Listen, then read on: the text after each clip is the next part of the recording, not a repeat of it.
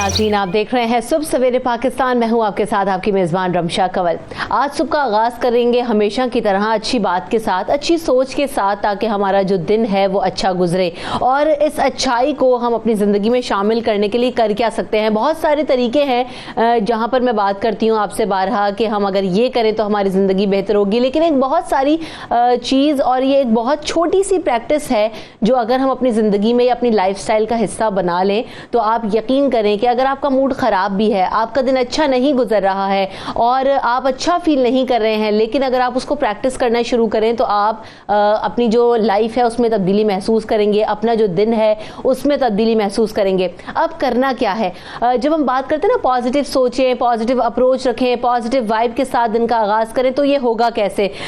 तो आप स्माइल करना सीखें, क्योंकि होता क्या है कि जब आप मुस्कुराते हैं तो आपके जो फेस मसल्स हैं वो रिलैक्स होते हैं और आप अच्छा फील करते हैं। ये साइंटिफिकली प्रूव्ड है। और फिर होता क्या है कि आपका जो मूड है वो किसी हद तक खुशगवार हो जाता है। फिर जो आपके सामने बंदा मौजूद है या जो शख्स आपसे मिल रहा है, अगर आप उससे मुस्कुराकर मिलेंगे तो वो अच्छा और हेल्दी फील करेगा और वो भी आपसे अच्छे अंदाज में गुफ्तगू करेगा। अगर आप सड़ा सा मुंह बना के किसी से सुबह का आगाज करेंगे और अच्छे तरीके से नहीं मिलेंगे तो वो शख्स भी आपको इन रिस्पॉन्स स्माइल नहीं देगा। तो क्या होगा? अल्टीमेटली वो जो नेगेटिव वाइब्स हैं वो ट्रांसफर होंगी, बजाय इसके कि पॉजिटिव वाइब्स ट्रांसफर हों।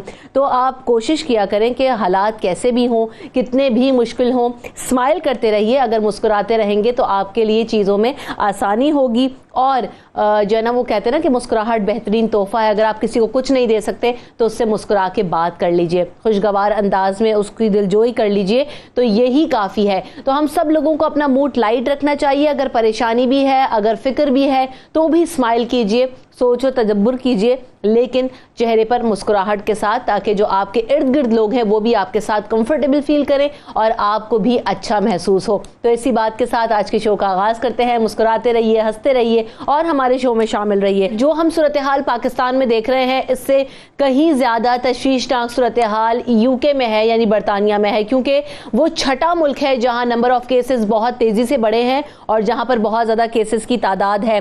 तकरीबन 90,000 के करीब केसेस रिपोर्ट हो चुके हैं। तो सूरत हाल इंतहाई तशवीशनाक है। और वहां पर क्योंकि बड़ी तादाद में पाकिस्तानी मुकीम हैं, तो वहां पर क्या सूरत हाल है उनकी, पाकिस्तानियों में अब तक कितने केसेस रिपोर्ट हुए, बात करेंगे। हमारे साथ गुलाम हुसैन अवान साहब मौजूद हैं जो कि ब्यूरो चीफ हैं यूके के। So welcome to the show Ghulam Hussain Awan साहब। सबसे पहले तो ये बताइएगा कि इतनी बड़ी तादाद में केसेस रिपोर्ट हो रहे हैं, पाकिस्तानियों की क्या अपडेट है? कितने लोगों में कोरोना वायरस की तस्दीक हुई? बहुत शुक्रिया आपका। मैं आपको बताऊं कि यहाँ पर लंदन जो है वैसे सबसे ज़्यादा अफेक्टेड है यूके के अंदर, उसके बाद बर्मिंघम है, उसके बाद फिर मैनचेस्टर और दूसरे सिटीज़ आते हैं। और बर्मिंघम में बहुत बड़ी तादाद में पाकिस्तानी रहते हैं, मैनचेस्टर में भी रहते हैं। और लंदन में पिछले दिनों पाकिस्तानी निजाद एक काउंसलर थी शबनम, उनकी कोरोना वायरस की वजह से डेथ हुई पाकिस्तान के अंदर। इसके अलावा यहाँ पर पिछले दिनों 5 पाकिस्तानी रिपोर्ट हुए जिनकी डेथ हुई कोरोना वायरस की वजह से। और काफ़ी बड़ी तादाद के अंदर जो पाकिस्तानी हैं वो उनके अंदर कोरोना जो वायरस है पॉजिटिव है। लंदन के बिल्कुल साथ एक इलाका है स्लाउ, वहां पर बड़ी तादाद के अंदर जो है वो पाकिस्तानियों के अंदर कोरोना वायरस पॉजिटिव है। आपको बताऊं कि लंदन में सबसे जो बड़ी बात है यूके के अंदर कि 93,000 से जायद इस वक्त पॉजिटिव केसेस हैं और 12,000 से जायद डेथ हो चुकी हैं, जो कि मेरा ख्याल है 14% बनता है टोटल जो है वो डेथ्स का। इसलिए ज्यादा परेशानी वाली बात यह है कि यहाँ पर डेथ की रेशो जो है वो as compare to other countries काफी ज्यादा है, क्योंकि कई दूसरे ममालिक के अंदर बहुत ज्यादा केसेस रिपोर्ट होते हैं लेकिन डेथ जो है वो कम है, लेकिन यहाँ पर परसेंटेज ज्यादा है। यही वजह है 9 डॉक्टर जो है वो जहां बक हो चुके हैं कोरोना वायरस की वजह से। इसके अलावा जो NHS का स्टाफ है वो तकरीबन 20-22 के करीब वो इसमें के अंदर जहां बक हो चुके हैं। तो ये काफी परेशान। क्या वजह है कि वहां पर जो डेथ रेट है वो इतना ज्यादा है दीगर ममालिक की निस्बत? अगर हम यही सूरत हाल पाकिस्तान में कंपेयर करें तो हमारे यहाँ भी डेथ रेट अगर काउंट करें तो कदरे बेहतर है। इस हिसाब से केसेस में जो है ना वो अमवात नहीं हुई अल्हम्दुलिल्लाह। तो वहाँ क्या वजह है?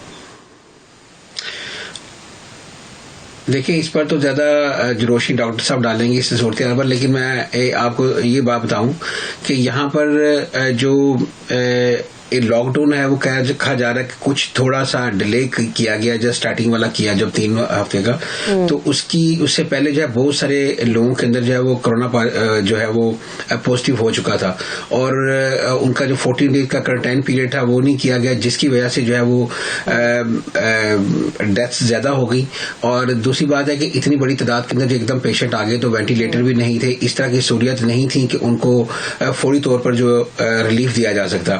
اور یہی وجہ ہے کہ جب آپ کے پاس 10-15 پیشنٹ آ جائے ایک ہاسپٹل کے اندر تو آپ کے پاس 3-4 وینٹیلیٹرز ہوں تو پھر آپ کے لیے مشکل ہو جاتا ہے چوز کرنا کہ کس بندے کو جو ہے وہ فوری طور پر جو ہے وہ ٹریٹ کیا جائے اور کس کو بعد میں کیا جائے. تو یہ جو اسٹارٹنگ کے اندر ڈیتھس ہوئی ہیں اس کی وجہ یہ ہے, اور ابھی بھی کہا جا رہا ہے کہ اس وقت پیک پیریڈ جو ہے وہ آنا باقی ہے. تو آپ اندازہ لگا لیں کہ 900 کے قریب, ٹھیک ہے, 800 اس طرح ڈیتھس ہو رہی ہیں ڈیلی کی بیسس کے اوپر.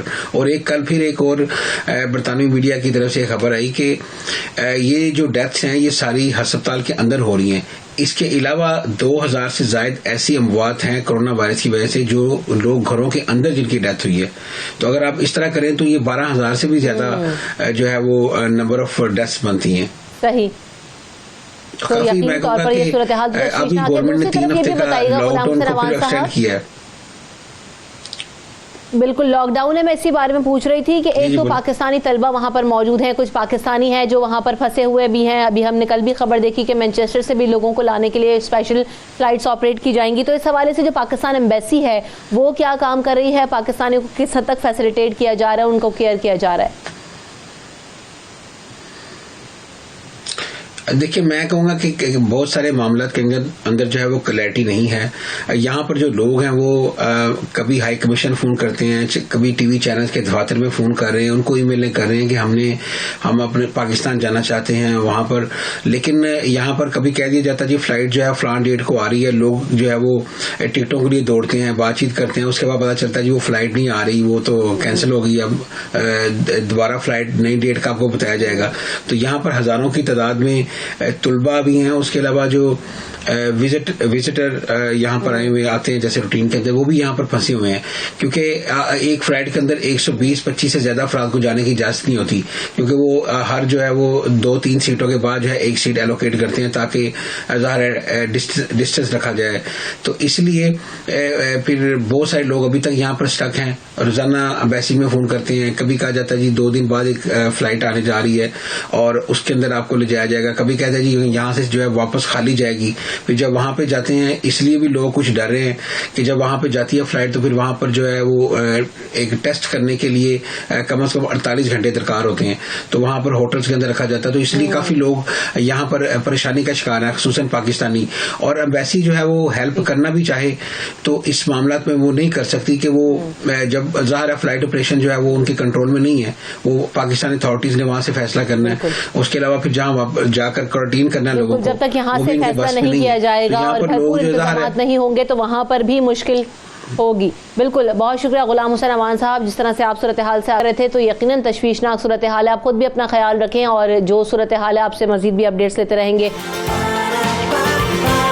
صبح سویرے پاکستان,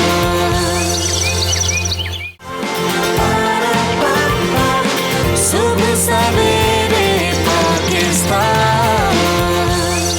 احتیاطی تدابیر بتا رہے ہیں جو کہ ڈاکٹرز کی تجویز کردہ ہیں, ان پر بھرپور طریقے سے عمل درآمد کیجیے تاکہ آپ اور آپ کے گھر والے محفوظ رہ سکیں. اس پر مزید بھی بات کریں گے. ڈاکٹرز ہمارے ساتھ موجود ہیں, تعارف آپ سے کرواتے ہیں. مجھے جوائن کر رہے ہیں ڈاکٹر شاذلی منظور صاحب بھی میرے ساتھ موجود ہیں جو کہ ماہر امراض سینہ ہیں. اس کے ساتھ ساتھ مجھے جوائن کر رہے ہیں سینئر ایکٹر, پینٹر بھی ہیں, ڈائریکٹر بھی ہیں, نیشنل آرٹس کونسل سے بھی منسلک رہے جمال شاہ صاحب مجھے جوائن کر رہے ہیں. آپ کے وقت کا بہت بہت شکریہ اور تمام ڈاکٹرز کو بھی ویلکم کریں گے. آپ کی آمد اور آپ کے وقت کا بھی بہت شکریہ. ڈاکٹر شاذلی منظور صاحب, یہ جو پاکستان میں صورتحال ہے قدرے بہتر ہے الحمدللہ دیگر ممالک کو اگر آپ کمپیئر کریں, کیا وجہ ہے اس کی کہ ہم اچھا ابھی تک جو ہے وہ کنٹرول رکھے ہوئے ہیں اور آگے آپ کو جو سچویشن ہے وہ ایسی کیری ہوتی ہوئی نظر آ رہی ہے یا آگے حالات کیسے ہوں گے؟ جی ہم لوگ اگر دوسرے ممالک کو کمپیئر کریں تو ہم ان سے کافی بہتر ہیں، اور اسٹیٹسٹکلی اس کی شاید پاسبلٹی اور جو ہم دیکھ سکتے وہ یہ ہے کہ ہمیں ٹائم مل گیا تھا، وہ کہ ہم بھی لیٹ تھے لیکن ہمیں کافی ٹائم مل گیا تھا پریپیئر کرنے کا اور کنٹرول کرنے کا. تو آئی تھنک کہ اس لحاظ سے اگر ہمارا آپ اسٹیٹسٹیکل ڈیٹا دیکھیں تو ہم بہتر ہیں، اموات کی شرح بھی ہماری بہتر ہے. جو نمبرز ہیں جو ہمیں نظر آ رہے ہیں کہ کتنے کرونا وائرس کے پیشنٹس ہیں وہ لو ہیں، لیکن اس کی ایک وجہ یہ بھی ہو سکتی ہے کہ اتنی تعداد میں ٹیسٹنگ بھی نہیں ہوئی، لیکن اوور آل ہم دوسرے ممالک سے اس ٹائم پہ بہتر ہیں. لیکن یہ ہے کہ اگلے 1-2 ہفتے اس میں ہمیں مزید پتہ چل جائے گا کہ ہم کہاں پہ سٹینڈ کرتے ہیں، کیونکہ ابھی بھی یہ وائرس جو ہے یہ اپنا کام دکھا رہا ہے. اور جس طرح آپ نے بھی نشتر میڈیکل یونیورسٹی کی رپورٹ دکھائی کہ لوگ ابھی بھی افیکٹ ہو رہے ہیں، انکلوڈنگ جو ہیں ہمارے پیرامیڈیکل سٹاف اور ڈاکٹرز. تو ہمیں ابھی بھی اسی طرح احتیاط کرنی چاہیے اور جو لاک ڈاؤن ہے اس کی صورتحال اسی طرح رہنی چاہیے، کیونکہ ابھی یہ جلدی یہ بیماری تھمے گی نہیں، رکے گی نہیں. تو احتیاط ابھی بھی ہمیں کرنا ہے. اور اسی احتیاط کو اگر ہم دیکھیں تو ووہان جو چائنا کی سٹی جہاں تھی انہوں نے لاک ڈاؤن سے احتیاط سے ہی اس بیماری پہ کنٹرول کیا. کوئی دوائی کوئی اور چیز افیکٹ نہیں ہوئی تھی اس میں. ایسا ہی ہے. تو جمال شاہ صاحب، یہ جو لاک ڈاؤن کی ہم بات کرتے ہیں، احتیاط کی بات کرتے ہیں، بہت سارے لوگ ابھی بھی گھروں میں محدود نہیں ہو رہے، گیٹ ٹوگیدرز کا سلسلہ بھی کہیں پہ جاری ہے، لوگ سوشل ڈسٹینسنگ فالو نہیں کرتے گلی محلوں میں. تو ہم کس طرح سے سمجھا سکتے ہیں اور یہ سمجھیں کہ یہ ہمارے لیے کتنا ضروری ہے؟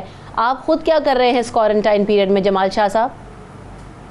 میں تو اس کوارنٹائن پیریڈ میں ذرا زیادہ وقت مجھے ملا ہے، میں کریٹیوٹی کی طرف زیادہ آ گیا ہوں. لیکن ڈاکٹر صاحب درست کہہ رہے تھے اور سب درست کہتے ہیں کہ یہ سوشل ڈسٹینسنگ جو ہے یا فزیکل ڈسٹینسنگ یہ بہت ضروری ہے.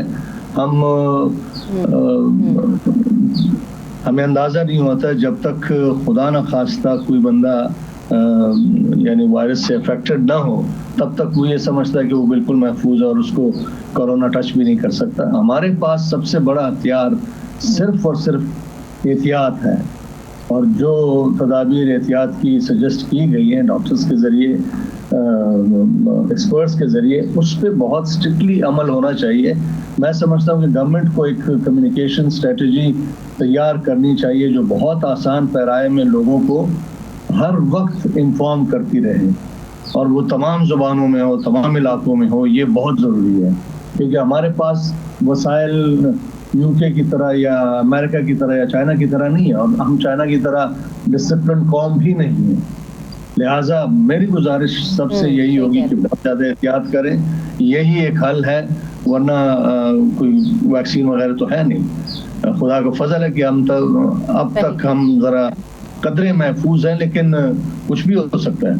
احتیاط بہت ضروری ہے. صحیح بات ہے، بالکل. تو ڈاکٹر شاذلی منظور صاحب، ایک اور چیز یہ کہ ابھی لاک ڈاؤن کی صورتحال ہے، ابھی اس کو مزید ایکسٹینڈ کر دیا گیا ہے فار 2 ویکس. تو لیکن جزوی طور پر کچھ پرمیشنز بھی دی گئی ہیں کچھ سیکٹرز میں کہ آپ کام کر سکتے ہیں، SOPs فالو کر کے یہ ٹرمز استعمال کی گئی. آپ سمجھتے ہیں کہ وداؤٹ SOP ہمارے یہاں جو لوگ لاک ڈاؤن تھا، جب اسٹرکٹ لاک ڈاؤن میں لوگ گھروں میں اس طریقے سے بند نہیں ہوئے یا لوگوں کو ابھی بھی بات سمجھ میں نہیں آئی، تو ان SOPs پہ بڑا عمل درآمد کریں گے گلی محلوں میں جو دکانیں ہیں یا دیگر سیکٹرز جن کو آپ نے الاؤ کیا ہے کام کرنے کے لیے؟ جی بہت امپورٹنٹ آپ نے بات کہی ہے. جب ابھی انہوں نے الاؤ نہیں کیا تھا، لاک ڈاؤن تھا، تب بھی ہم بہت زیادہ ٹریفک دیکھ رہے تھے، بہت سارے لوگوں کو سڑکوں پہ دیکھ رہے تھے. اور ڈیفینیٹلی جب اتنے لوگ اتنی تعداد میں ہوں گے تو اس طرح کا SOP فالو کرنا مشکل ہوتا ہے. ہمیں اپنے بیہیویئر چینج کرنے میں بھی بہت ٹائم لگے گا. بہت سارے لوگ کیئرلیس ہیں ایک طرف اور بہت سارے لوگ خوف میں بھی مبتلا ہیں. لیکن اگر آپ نے یہ بازار اور یہ چیزیں اس طرح کھولنی شروع کر دیں تو ظاہری بات ہے لوگوں کی تعداد بڑھ جائے گی اور آپ کو ایک جگہ پہ بہت سارے لوگ نظر آنے لگ جائیں گے، جھمکٹا ہونے لگ جائے گا. اس کی سمپل مثال یہ ہے کہ اگر ایک مریض جو ہے وہ کرونا کا ہے تو وہ اپنے 20 سے 25 لوگوں کو یہ لگا سکتا ہے. یہ کافی کنٹیجیس کنٹیجیس ڈیزیز ہے.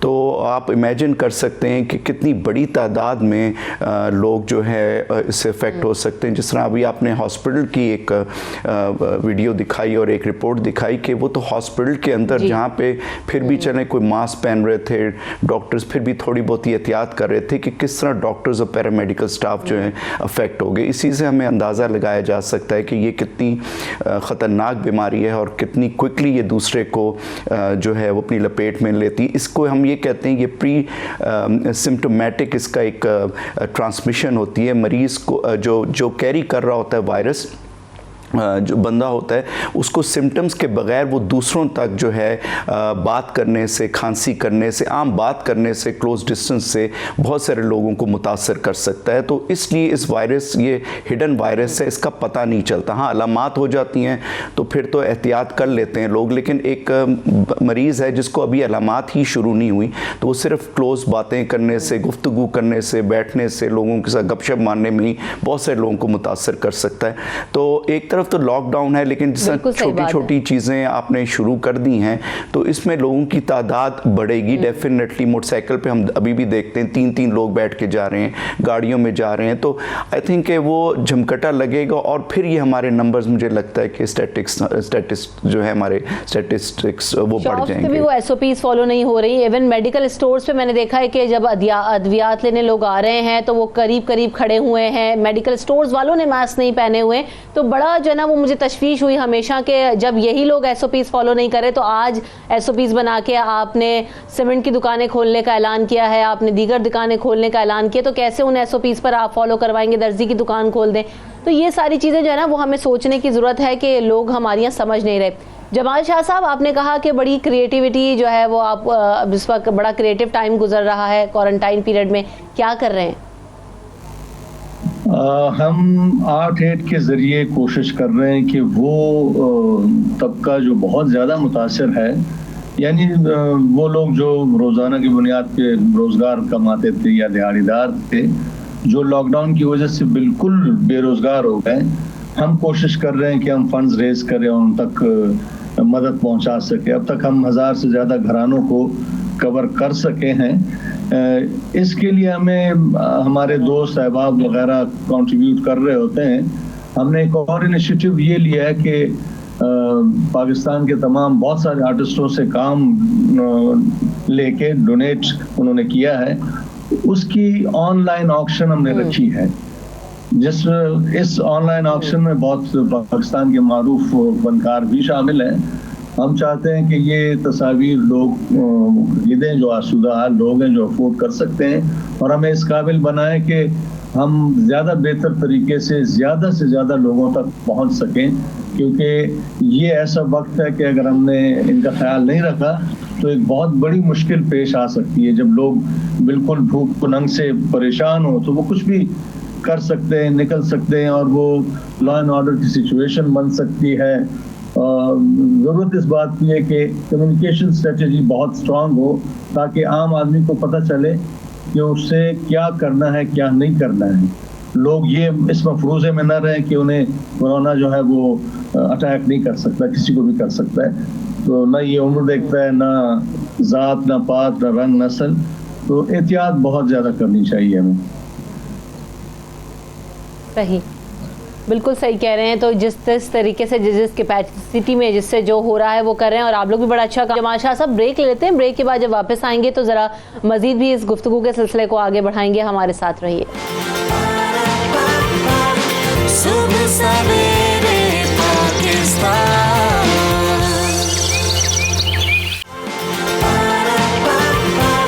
صبح سویرے پاکستان. سویرے پاکستان میں آپ کو ایک بار پھر کہیں گے خوش آمدید. سو پروفیسر ڈاکٹر فرید ظفر صاحب نے بھی ہمیں جوائن کیا ہے, جو کہ پرنسپل ہیں جنرل ہاسپٹل لاہور کے. Welcome to the show professor doctor Farid Zafar Sahab. سب سے پہلے ہم یہی بات کر رہے ہیں کہ جو صورتحال ہے پاکستان کے اندر, لاک ڈاؤن میں ابھی کچھ حد تک ریلیف دیا گیا ہے, ایکسٹینشن تو ملی ہے. آپ سمجھتے ہیں کہ حالات ابھی بھی قابو میں ہیں یا نمبر آف کیسز میں اضافہ ہو سکتا ہے, اور لوگوں کو کس حد تک احتیاط برتنے کی ضرورت ہے, ابھی اس کو ایزی نہ لیں؟ बिस्मिल्लाहिर्रहमानिर्रहीम। ये आपने बड़ा अच्छा पॉइंट टच किया। इसमें देखें पीक हो सकता है अभी आज है 15th, तो पीक हो सकता है 22, 23, 24 तक आए। लेकिन इसमें चीज़ जो लॉकडाउन वाली बात हो रही है और बाकी चीज़ें, मुझे इसमें एक आवाम की तरफ से ज़्यादा सपोर्ट नहीं आ रही। और उसमें पिछले 5-6 दिन से हमने देखा है कि ट्रैफिक रोड पे बहुत ज़्यादा बढ़ गई है और लोग उस चीज़ का ध्यान नहीं कर रहे। इसमें गवर्नमेंट तो जो भी जिस भी डिपार्टमेंट में SOPs बना ले, अगर हमारी आवाम इस चीज़ का ध्यान नहीं करेगी और उसका ख़ास ख्याल नहीं करेगी, अभी भी अब बाइक्स पे देखते हैं कि मियाँ बीवी हैं, 4-4, 5-5 बच्चे साथ में जा रहे हैं और वो कोई वैसे ही आउटिंग पे निकले हुए, तो वो चीज़ें जब तक हम एक प्रॉपर ख़ुद ध्यान नहीं करेंगे तो चीज़ हमारी उस तरह से चल नहीं सकती, चाहे हम जो मर्ज़ी भी मैयज़ लें। अब इस पर कैच ये है कि आप अगर अंदर बैठते हैं तो भूख से मरते हैं, बाहर निकलते हैं तो कोरोना है। उसमें मेरा ख्याल है जो चीज़ें गवर्नमेंट ने इस वक्त अनाउंस की हैं कि हम इन चीज़ों को ओपन करते हैं, उसके प्रॉपर SOPs होने चाहिए। जैसे हमारे हॉस्पिटल में जो लोग आ रहे हैं उनके हमने डिसइंफेक्शन टनल्स लगाए हैं, फिर जो भी क्यू है, क्यू की एक प्रॉपर हमने स्पेसिंग की है कि उसको 5 से 6 फुट का फासला 2 लोगों के दरमियान हो, उनके दायरे हमने लगाए हैं, इससे आगे नहीं आ सकते। फिर कुछ जगह हमने चेयर्स लगाई हैं। और उसमें हमारी प्रॉब्लम ये है, मतलब मैं आपको हॉस्पिटल का कहता हूँ कि एक इंसान के साथ 8-8, 10-10 लोग आ रहे हैं जिनकी ज़रूरत नहीं है, और वो हमने हालांकि बार बार अनाउंस कर रहे हैं कि पेशेंट अंदर अकेला आएगा और अटेंडेंट नहीं आएगा। ये अटेंडेंट्स फिर आके हमारा जितनी सिक्योरिटी है, डॉक्टर साहब हैं, उनसे लड़ाई करते हैं कि नहीं हमने लाजमन आना है। उसमें मेरे ख्याल है हम एक अवेयरनेस कैंपेन अपने इंस्टीट्यूशन से तो कर ही रहे हैं, लेकिन मीडिया से हमें ये भी कैंपेन करने की ज़रूरत है कि हम ओवर क्राउडिंग ना करें। वो हमारा कल्चर एक सिस्टम ऐसा है कि अगर कोई बीमार हो जाता है या कोई जाता है तो डॉक्टर फरीद ज़फ़र साहब, it's been almost a month कि हम ये सारी चीज़ें बता रहे हैं, प्रॉपर कैंपेन्स हो रही हैं। जो बात आपने की कि डिसइंफेक्टेंट टनल्स बनाए गए हैं, कल बात हुई तो ये कहा गया कि ये टनल्स इतने जो है ना वो वर्केबल नहीं है। तो ये सारी चीज़ें हैं जो अभी आ रही हैं। और फिर दूसरी बात ये सोशल डिस्टेंसिंग, एहतियात, हाथ धोना, ये लोगों को समझ में अभी भी नहीं आ रहा। मास्क पहनना, जमकट्टा बना के ना बैठे चलें आप। और अगर आप खाली डॉक्टर्स की बात करेंगे तो मुल्तान में 14 डॉक्टर्स को हो गया गफलत बरतने पर।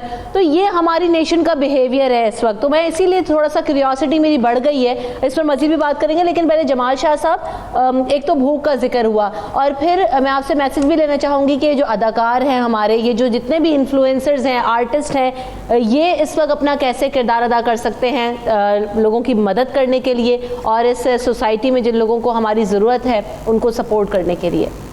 जमाल शाह, मेरा ख्याल है कि फनकार, अदाकार हों या सिंगर्स हों या पेंटर्स वगैरह, उन सबको इसमें बहुत इंटीमेटली एंगेज होना चाहिए। और गवर्नमेंट ने या एक्सपर्ट्स ने जो SOPs तय की हैं, उन SOPs की एक शिक जो है या पॉइंट जो है वो एक फनकार रिकॉर्ड करे और स्टेट मीडिया जो है PTV वगैरह या प्राइवेट चैनल्स भी वो एयर टाइम का एक ख़ास हिस्सा जो है वो इसके लिए मख्तस करे। और कैंपेन बहुत एग्रेसिव होनी चाहिए, तमाम ज़ुबानों में होनी चाहिए और मुसलसल होनी चाहिए, ताकि अवेयरनेस फैलाई जाए कि लोगों के लिए कौन सी चीज़ करना ठीक है, कौन सी चीज़ जो है वो नहीं करनी चाहिए। उनको डिस्टेंसिंग बहुत ज़रूरी है।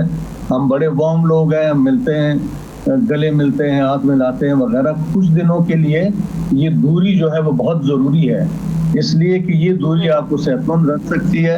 आप सेहतमंद होंगे तो आप किसी की खिदमत भी कर सकते हैं, किसी की मदद भी कर सकते हैं। मैं दूसरी बात ये गवर्नमेंट से मेरी रिक्वेस्ट ये होगी कि यूटिलिटी की जो अशिया हैं जितनी, उनकी कीमतें कोई 20% कम करें ताकि लोगों पे बर्डन कम हो, चाहे वो तेल, चाहे वो चावल हो, खाने पीने की अशिया हो, जो भी हो, घरों के किराए हों, दुकानों के किराए हो, ये कुछ अरसे के लिए, महीने 2 के लिए इसमें कमी लाई जाए और गवर्नमेंट इसको एनफोर्स करे। ये बहुत जरूरी है।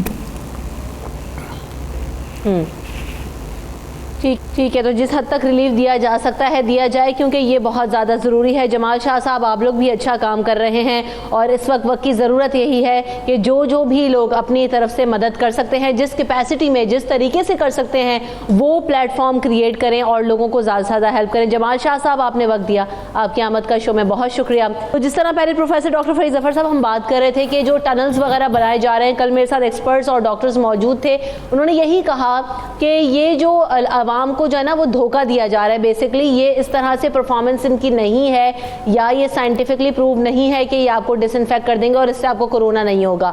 تو ایک تو یہ چیز, اور پھر دوسری طرف یہ کہ ابھی بھی ہماری یہاں احتیاط نہیں ہو رہی. آپ جتنی بھی SOPs بنا لیں, 1 مہینے سے یہاں پر کیمپینز ہو رہی ہیں, باتیں ہو رہی ہیں, لیکن لوگ نہیں سمجھ رہے. دیکھیں جی, آپ یہ اس ڈیزیز کو اگر دیکھیں تو یہ it is a disease of urban, یہ رورل کی نہیں ہے. یہ ڈیزیز جو ہے دیہاتوں میں نہیں ہے, اور اب شہری لوگوں کو تو میرے خیال ہے اس میں سمجھنا بھی چاہیے.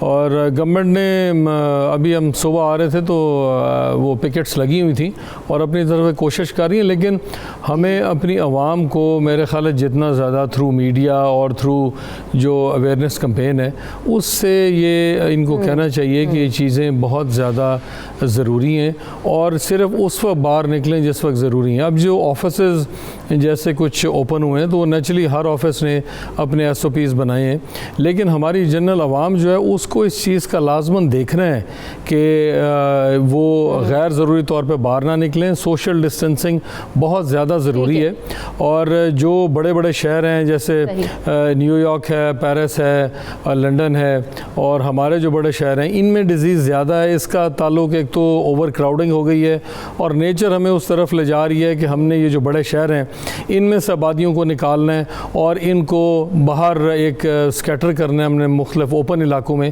کیونکہ جو لوگ اوپن علاقوں میں رہ رہے ہیں, ایئر کنڈیشننگ میں نہیں رہ رہے, ان میں سم ہاؤ یہ ڈیزیز تھوڑی ہے. تو وہ ہم ایک دوبارہ سے ایسے سسٹم میں جا رہے ہیں جو مے بی ہم نے دنیا نے اس کو پلان نہیں کیا. جیسے میں نے کل بھی کہا کہ ایک 9/11 کے بعد ایک ورلڈ تھا, ایک ورلڈ آپ کووڈ-19 کے بعد ایک ٹوٹلی ڈفرینٹ ورلڈ آئے گا جس میں پوری دنیا کو بیٹھ کے اس کے SOPs بنانے. اور یہ ہم تو اتنے ڈیولپ نہیں ہیں جیسے USA اور UK, وہاں بھی عوام جو ہے مسلسل ان کا گورنر نیو یارک بھی اب یہی کہا جا رہا ہے کہ یہ بہت بڑا پینڈیمک ہے جس کی وجہ سے پوری دنیا کا اسٹرکچر اور پوری دنیا میں جو ہے نا وہ شدید تباہی بھی آئی ہے. اکانومی سے بھی ہم بات کرتے ہیں, باقی ہم اوور آل بھی چینجز دیکھتے ہیں. سو ڈاکٹر شاذلی منظور صاحب, یہ جو اس وقت بات ہو رہی ہے کہ کورونا سے بچنا ہے, اور بہت سارے ہمارے پاس سمٹمز بھی ایسے ہوتے ہیں کہ نارمل انفلوئنزا ہو, نارمل کف ہو, اس کو بھی لوگ کورونا سمجھ لیتے ہیں. اس وقت جن لوگوں کو کف ہوتی ہے یا چیسٹ کنجیشن وغیرہ ہوتی ہے, وہ کیسے جو ہے نا وہ ڈفرینشیٹ کر سکتے ہیں between corona and normal chest congestion and کف؟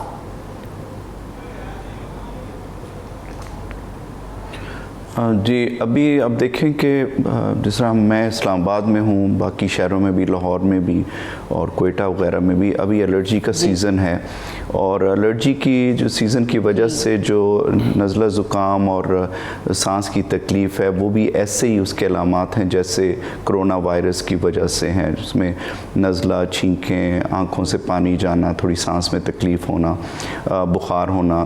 تو وہ چیزیں ابھی ہم بہت زیادہ لوگوں میں دیکھ رہے ہیں, اور ان کی علامات ملتی جلتی ہیں کرونا سے. اور اس ٹائم پہ ہم یہ نہیں کہہ سکتے مریض سے پوچھ کے کہ وہ کانٹیکٹ ہسٹری تھی, کہیں سے ٹریول کیا تھا, کسی مجمع میں گئے تھے, کوئی انہوں نے تقریب اٹینڈ کی تھی, کیونکہ اب یہ ہمارے کمیونٹی میں پھیل چکا ہے. اور جس طرح ڈاکٹر حضرات اور سارے آپ لوگ بھی میڈیا جانتے ہیں کہ اب یہ اس میں ڈفرینس آپ نہیں بتا سکتے, لیکن مریض بھی کافی ہوشیار ہوتے ہیں, ڈاکٹر بھی اپنی طرف سے بہتر بتا دیتے ہیں مریض کی تھوڑی سی ہسٹری لے کے کہ آپ کو یہ پہلے علامات تھے. مریض کہتا ہے جی مجھے 2-3 سال سے الرجیز تھیں اور مجھے اسی طرح کے علامات ہو رہے ہیں. تو اگر مریض کو یہ علامات ہو رہے ہیں تو پھر ہم وہی بات کریں گے کہ اس کو سوشل آئسولیشن میں چلے جانا چاہیے, اور جو ہے سوشل ڈسٹینسنگ کرنی چاہیے. اور یہ زیادہ جو ہے علامات 3 سے 5 दिन में चले जाते हैं। अगर अलामात जो हैं वो ज़्यादा बिगड़ जाएं और बुखार तेज़ होने लग जाए, सांस उनका ख़राब होने लग जाए, तो डेफिनेटली फिर उनको डॉक्टर के पास जाना चाहिए। तो अभी ये मिलते जुलते अलामात हैं, इसमें बहुत मुश्किल होगा कि हम लोग दोनों में बता सकें कि ये कौन सा कोरोना है और ये वाकई में एलर्जी की वजह से हैं। जो लोग हमें पुरानी हिस्ट्री दे देंगे उनका तो हमें पता चल जाएगा, लेकिन बाकियों में पता लगाना मुश्किल। बिल्कुल ऐसा ही है। सुबह सवेरे पाकिस्तान,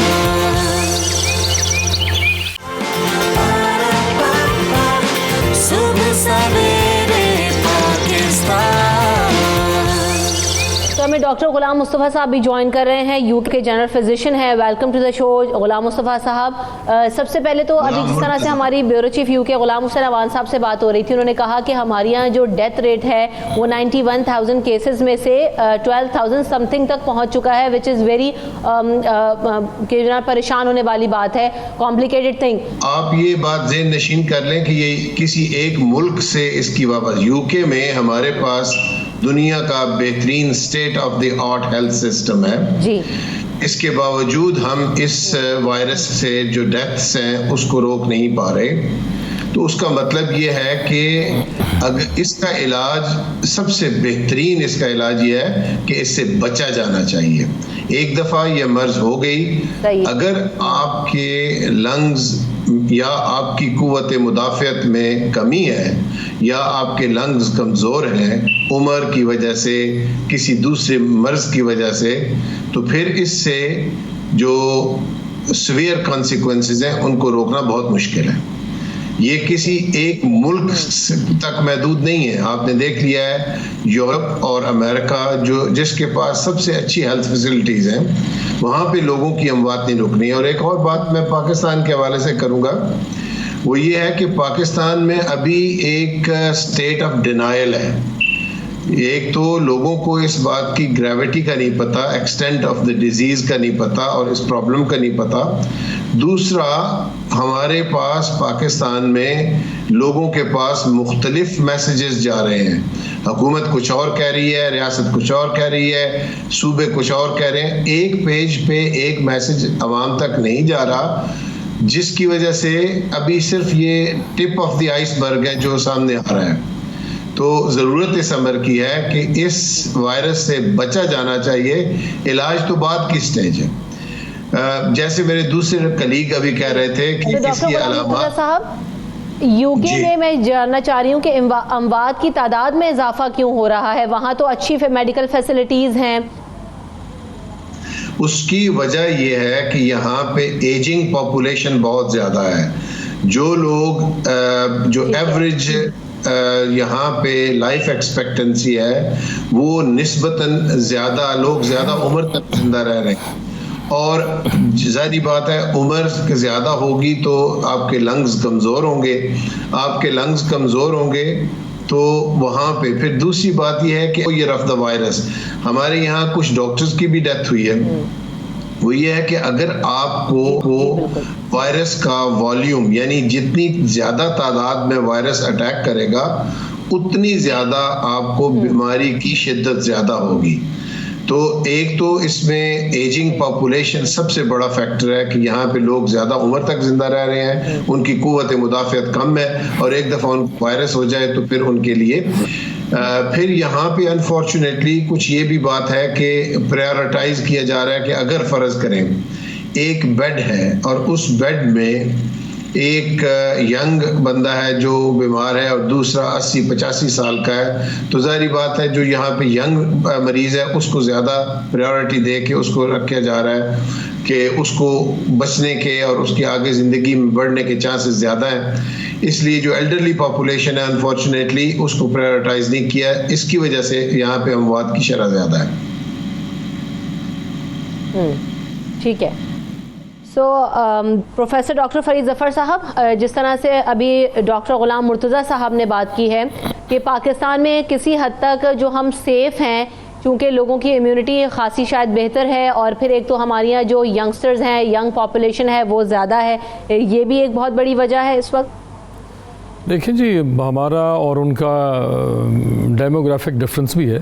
ہمارا ٹیمپریچر وارمر ہے جو یہ اگر آپ اس وائرس کو دیکھیں تو اس کا سب سے زیادہ سروائیول 0 اور 27 کے درمیان ہے. یہ 0 ڈگری سے نیچے سروائیو نہیں کرتا, 27 سے اوپر اس کا سروائیول کم ہو جاتا ہے, 35 کے بعد بہت زیادہ کم ہو جاتا ہے. ویسٹ میں جس وقت ٹیمپریچر فریزنگ رہا اس نے اس وقت اٹیک نہیں کیا. جس وقت ٹیمپریچر ان کا تو کہہ رہا ہے کہ ٹیمپریچر سے ویری نہیں کر رہا یہ نہیں, یہ آپ اس کو اگر ڈیٹیل میں پڑھیں کہ یہ وائرس 27 یا 35 ڈگری سے اوپر, دس از انفارچونیٹلی اے مس نومر. اور میں یہ پوری شدت سے اس بات کو یہ گزارش کرنا چاہوں گا معذرت کے ساتھ کہ یہ ایک مس نومر ہے. یہ ایک بالکل ایسی چیز ہے جس کے پیچھے کوئی سائنٹیفک نہیں ہے. سو ڈاکٹر شاذلی منظور صاحب, واٹس یور کامنٹ کہ ابھی اس وقت بھی جو لوگ غلطیاں کر رہے ہیں ان سے دور رہیں اور ابھی کیا کرنے کی ضرورت ہے؟ دیکھیں میرا تو یہ اپنا خیال ہے کہ اس کا ایک ہی طریقہ علاج ہے, مطلب ویسٹ ہو جائے پاکستان ہو. ہم دیکھ رہے ہیں کہ بہت اچھا ہیلتھ سسٹم, میں نے امریکہ میں سارا اپنا وقت گزارا ہے. ان کا ہیلتھ سسٹم میرے خیال بہت اسٹرانگ تھا, ایون یورپ سے بھی زیادہ بہت اسٹرانگ تھا اور بہت ایڈوانسڈ ہے. لیکن ہم نے دیکھا ہے کہ وہاں بھی لوگوں کو نہیں بچایا جا سکا, اور اس کی ایک وجہ ہماری ایک وجہ بہتر ہونے کی شاید یہ ہے کہ جس طرح ڈاکٹر صاحب کہہ رہے تھے کہ ہمارے ہاں جو ہے وہ ینگ پاپولیشن کوئی 65% ہماری ینگ پاپولیشن ہے. اور وہاں پہ جو اگر امریکہ کا, یورپ کا تو اور انگلینڈ کا تو ڈاکٹر صاحب بتا رہے ہیں, امریکہ میں زیادہ تر لوگوں کی اموات بھی نرسنگ ہومز میں ہوئی ہے اور بہت جو تھے بوڑھے لوگوں میں یا جن کو مختلف بیماریاں تھیں. اور یہی اگر آپ اٹلی کا دیکھ لیں تو ان کا ڈیموگرافک ایسے ہی بتا رہا تھا کہ جن لوگوں کو بہت ساری بیماریاں تھیں ان کی امیونٹی کم ہوتی ہے, چاہے وہ لنگز ہیں, ہارٹ ہے, ڈائبٹیز ہیں, جو بھی ہیں, اور ان میں شرح اموات زیادہ تھی. تو آپ باقی ویسٹ کو اگر دیکھ لیں اور امریکہ کو دیکھ لیں تو وہ اسٹیٹسٹکس جو ہیں آپ کو اس لیے زیادہ نظر آتے ہیں. ہمارے ہاں جو ہے وہ پاپولیشن اگر بوڑھے بھی ہیں تو وہ کم ہے, جاتے جاتے ڈاکٹر غلام مرتضیٰ صاحب کیا میسج دینا چاہیں گے؟ ٹھیک ہے, میری گزارش یہ ہے کہ بہت تھوڑا رہ گیا جی, میں چھوٹی سی ایک گزارش کرنا چاہوں گا کہ اس چیز کو لائٹ نہ لیں. یورپ میں ڈیتھ یا امریکہ میں ڈیتھ زیادہ اس لیے ہوئی ہیں کہ وہاں پہ لوگوں کو یہ پہلے وقت پہ بتایا نہیں گیا کہ اسے بچنا ہے اور اس کو لائٹ لیا گیا ہے. سملرلی ہمارے ہاں پاکستان میں لوگوں کو اس بات کو بالکل کلیئر میسج جانا چاہیے کہ اس کا علاج ایک ہی ہے کہ اس سے بچا جائے, گھروں میں رہا جائے, سوشل ڈسٹینسنگ کی جائے, اور اگر آپ کو بیماری ہو جائے تو اس سے پینک کرنے کی ضرورت نہیں ہے. اس بیماری کا ایک جو سب سے بڑا ایلیمنٹ ہے وہ ہے کہ نفسیاتی طور پہ یہ بندے کو کمزور کر دیتا ہے, اور اگر آپ کی نفسیاتی طور پہ آپ کمزور ہیں تو آپ کی قوت مدافعت اور کم ہوتی ہے. سکون سے رہیں, پروفیسر ڈاکٹر فرید ظفر صاحب ویری کوئکلی آپ کا میسج کیا ہوگا؟ دیکھیں جی میسج تو یہی ہے کہ آپ لوگ stay home and stay safe. جتنا آپ آئسولیٹ کریں گے اپنے آپ کو اتنا بہتر ہے. لیکن میڈیا کے تھرو ایک چیز میسج دیتا جاؤں کہ پاکستان میں اور میں بھی انٹرنیشنلی اس وقت وائرولوجی میں اور انفیکشس ڈیزیزز میں لوگ بہت تھوڑے ہیں. میرے خیال ہے ہمیں میڈیا کے تھرو اس وقت یہ پیغام دینا چاہیے کہ ہمیں کرٹیکل کیئر کے ڈپارٹمنٹ زیادہ بنانے چاہیے انٹرنیشنلی, پلس ہمارے ڈاکٹرز کو پیرامیڈکس جو ہیں وائرولوجی اور ان انفیکشس ڈیزیزز میں آگے اسپیشلائز کرنا چاہیے, اور پاکستان میں بھی ان کے مختلف جگہوں پہ سینٹرز ہونے چاہیے. میرا خیال ہے پبلک ہیلتھ کو زیادہ اسٹرانگ ہونا چاہیے. بہت شکریہ. ہمارے ساتھ پروفیسر ڈاکٹر فرید ظفر صاحب موجود تھے. ڈاکٹر شاذلی منظور صاحب آپ نے وقت دیا, ڈاکٹر غلام آپ نے وقت دیا مجھے یہاں پر, کیونکہ بریک لینا ہے ویری کوئکلی. بریک لیتے ہیں, بریک کے بعد حاضر ہوں گے اپنے اگلے سیگمنٹ میں. ہمارے ساتھ رہیے. صبح سویرے پاکستان,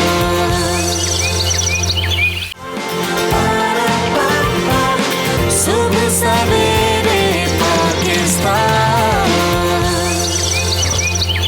صبح سویرے پاکستان میں آپ کو ایک بار پھر کہیں گے خوش آمدید. تو جہاں ہم دیکھ رہے ہیں کہ کرونا وائرس کی وجہ سے جو صورتحال ہے, بھوک میں اضافہ ہوتا جا رہا ہے. لاک ڈاؤن کی وجہ سے جو کاروباری حضرات ہیں, جو کہ دہاڑی دار ہیں اور جو لوگ ڈیلی ویجز پہ کام کرتے ہیں, وہ لوگ شدید متاثر ہو رہے ہیں. اب اس وقت ضرورت یہی ہے کہ سب لوگ مل کر بڑھ چڑھ کر اس کار خیر میں لوگوں کی مدد کریں اور اپنا حصہ ڈالیں. بہت ساری آرگنائزیشنز کام کر رہی ہیں اور NGOs کام کر رہی ہیں. لوگ اپنی مدد آپ کے تحت لوگوں کو فیسیلیٹیٹ کر رہے ہیں. تو ایسے لوگوں کی آپ سے بار بار ملاقات ہم اس لیے کروا رہے ہیں تاکہ وہ ایک موٹیویشن ملے, اور جو بھی آپ اپنی کیپیسٹی میں کر سکتے ہیں कीजिए। अखुवत फाउंडेशन भी इस तरह का काम कर रही है, लोगों की मदद कर रही है, और किस किस तरीके से बेहतरी लाई जा सकती है उनसे इस पर बात करेंगे। हमारे साथ डॉक्टर मोहम्मद अमजद साकिब साहब मौजूद हैं जो कि चेयरमैन हैं अखुवत फाउंडेशन के।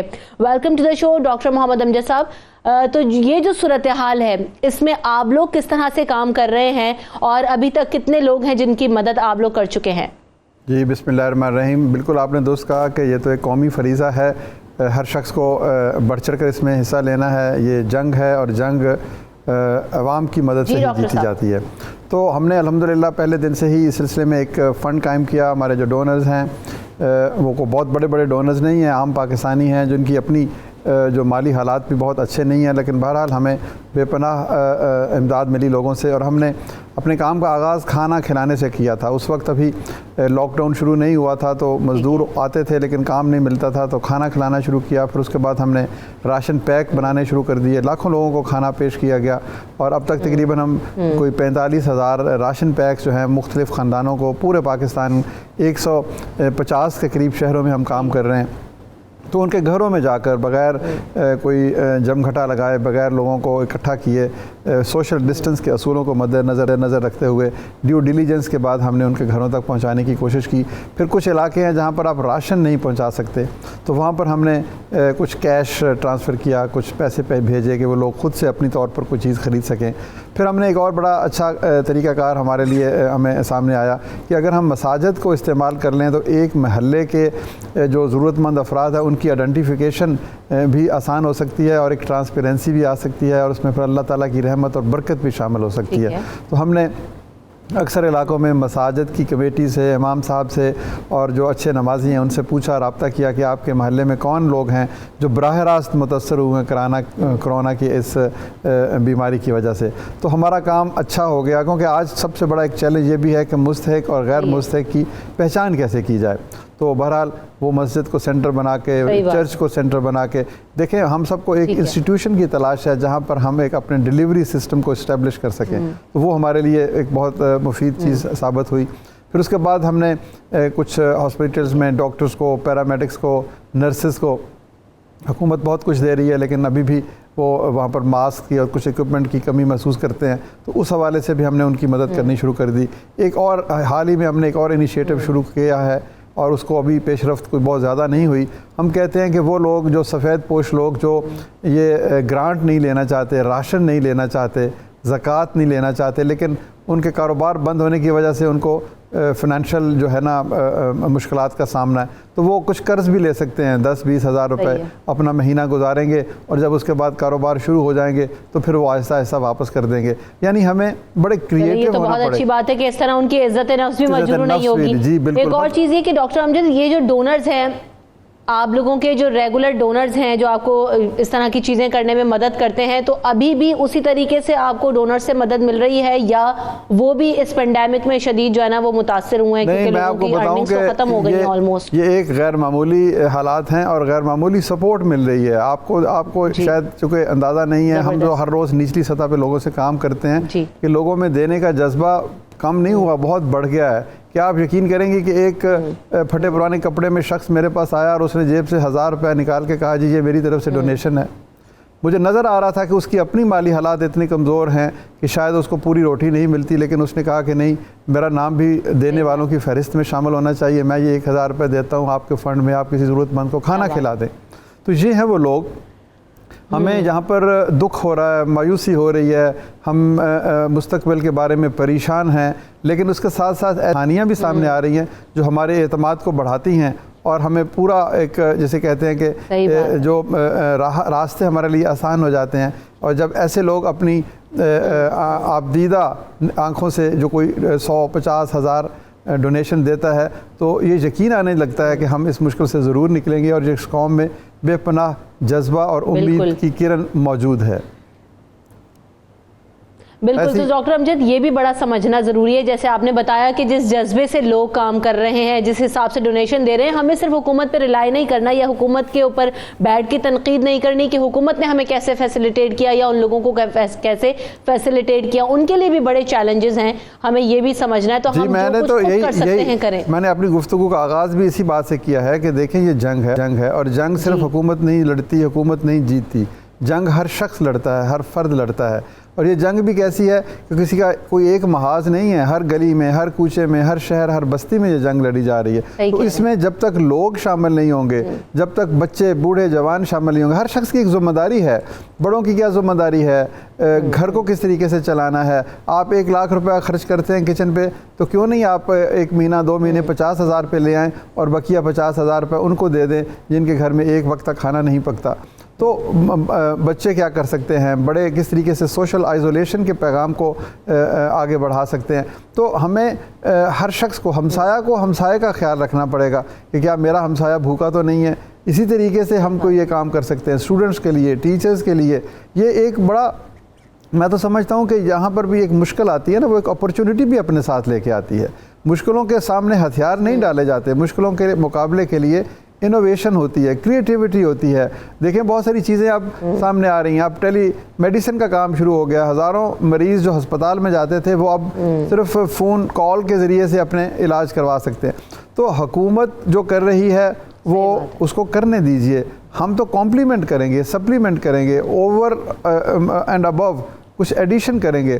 اگر حکومت کی ذمہ داری کو ہم محدود کر دیں صرف صحت کے لیے اور اکنامک ریہیبلیٹیشن کے لیے, اور کھانا پینا, حوصلہ بلند کرنا, ایک دوسرے کا ساتھی بننا, ایک دوسرے کی مدد کرنا, ایک دوسرے کے آنسو پہنچنا, یہ آپ اور میں یہ ذمہ داری اٹھا لیں, سول سوسائٹی اٹھا لے, تو یوں ہم یہ بہت ہی مناسب طریقے سے یہ بھی بتائیے گا کہ کیا لوگ آپ کے ساتھ والنٹیرلی کام کر رہے ہیں, اور دوسری بات یہ کہ آپ لوگوں کو کس طرح کے چیلنجز کا سامنا ہے اس پینڈیمک میں کام کرنے کے لیے اور لوگوں کی مدد کرنے کے لیے؟ جی والنٹیرلی ہمیں بہت سارے لوگ کہتے ہیں. تو ایک بچی نے مجھے فون کیا کہ جی میری 16 سال عمر ہے, میں کیسے کر سکتی ہوں. تو میں نے اسے کہا کہ بیٹا تم ایسے کرو, اپنی اماں کی سلائی کی مشین لو اور دن میں 50 ماسک سی کے مجھے بھیجنا شروع کر دو. اور آپ یقین کریں گے کہ اس نے یہ بات اپنے 15-20 فرینڈس کو بتائی, اور انہوں نے اگلے دن مجھے کوئی 300-400 ماسک بھیجنے شروع کر دیے ہر روز کے اعتبار سے. دس از دی اسپرٹ. ہر آدمی کو اس کے اندر اپنا رول ڈھونڈنا ہے. کسی نے نہیں آپ کو بتانا یا مجھے بتانا کہ تمہیں کیا کرنا ہے, میں نے دیکھنا ہے کہ میں اس معاملے میں کس طریقے سے کر سکتا ہوں. چیلنجز بہت زیادہ ہیں دور دراز کے علاقوں میں. اب ہم نے کوئی 40 شہر ڈھونڈے ہیں بلوچستان میں.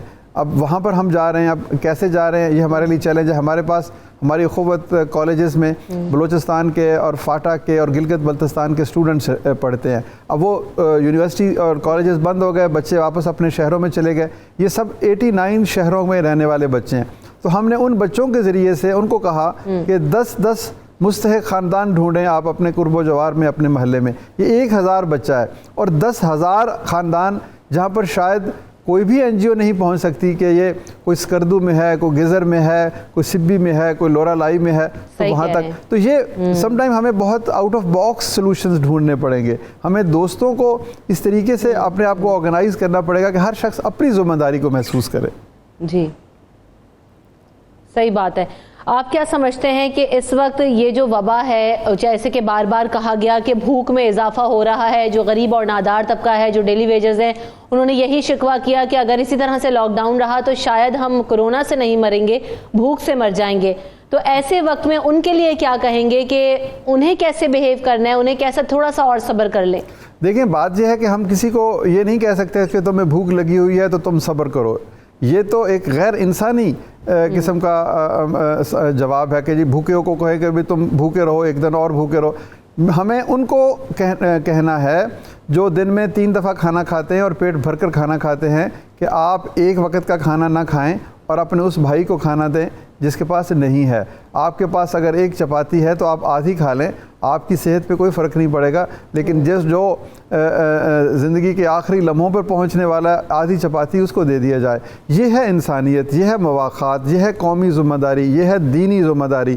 تو ہم غریبوں کو یہ کہنے کی بجائے کہ تم صبر کرو, وہ جو کہتے ہیں نا کہ ایک ذرا صبر کے فریاد کے دن تھوڑے ہیں, اس کو کہنے کی بجائے کیوں نہ ہم اہل خیر سے کہیں, اہل ثروت سے کہیں, جن کے پاس ضرورت سے زیادہ رزق ہے, اللہ تعالیٰ کا دیا ہوا رزق ہے, ان سے کہیں کہ آپ اپنے ہمسائے کا خیال کریں. آپ کسی امیر بستی میں رہتے ہیں, آپ کا ہمسایہ غریب نہیں ہے, تو کہیں قریب غریب بستی میں چلے جائیں. ہر بڑی بستی کے ساتھ ایک چھوٹی بستی ہوتی ہے, ایک کچی بستی ہوتی ہے, جہاں سے ماسیاں آتی ہیں, جہاں سے خاکروب آتے ہیں, جہاں سے صفائی کرنے والے آتے ہیں. تو آج ہم اپنے حصے کا کچھ کھانا اگر ان کو دے دیں, لوگ جو ہیں وہ وعدہ فردہ پہ کسی کو نہیں ٹالا جا سکتا. میرے بات کرنے کا مقصد بھی یہی تھا کہ اس لاک ڈاؤن میں تھوڑا صبر یہ کر لیں کہ ابھی اپنے گھروں میں محدود ہیں تاکہ آپ کی جانوں کا تحفظ کر سکیں, اور جو دیگر اس طرح سے کام ہو رہا ہے تو ہم سب ان کو فیسیلیٹیٹ کرنے کی کوشش کریں. یہ بھی بات میں آپ سے پوچھنا چاہوں گی کہ کیا جو غیر سرکاری NGOs ہیں یا جو لوگ مل کر کام کرنا چاہ رہے ہیں ان کو آپ مل کر کام کر سکتے ہیں, یا آپ وہ پلیٹ فارم دے سکتے ہیں کہ جو لوگ بھی مدد کرنا چاہیں اور مل کر کام کرنا چاہیں؟ جی بالکل, دیکھیں اس ماحول میں جو ہے نا سینرجی کریٹ کرنے کی ضرورت ہے, کوارڈینیشن کرنے کی ضرورت ہے.